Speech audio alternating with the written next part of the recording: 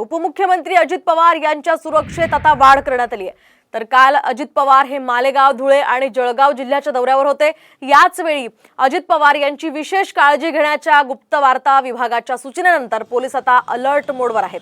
तर गुप्त वार्ता विभागाकडून अजित पवार यांच्या मालेगाव, धुळे दौऱ्यावेळी धोकादायक हालचाली होण्याची शक्यता आहे आणि त्यामुळेच विशेष काळजी घेण्याच्या गुप्त वार्ता विभागाच्या सूचना आहेत।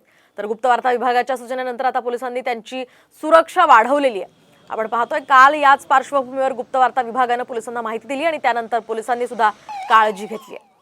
एक महत्त्वाची बातमी समोर येते। भाजपच्या कोर कमिटीची बैठक पार पडली आहे आणि याच वेळी विधानसभेच्या जागा वाटपासंदर्भात चर्चा झाल्याची माहिती आशिष शेलारांनी दिली आहे। तर महायुतीतील घटक पक्षांसोबत जागा वाटपासंदर्भात लवकरच चर्चा सुरू करणार असल्याचंही या बैठकीत ठरलंय।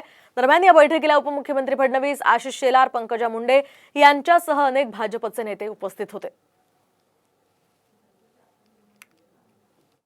महायुतीत असलेल्या सर्व पक्षांचे पक्ष आणि नेतृत्वाशी जागा निश्चितीकरणाची चर्चा आता सुरू करायची हा निर्णय त्या ठिकाणी झालेला आहे। विधानसभेच्या जागा निश्चितीकरणाचा फॉर्म्युला, निकष, जिंकण्याचं नियोजन आणि त्या आधारावर जागांचं वाटप, जागांची निश्चिती हा कार्यक्रम सुद्धा त्या ठिकाणी ठरलाय।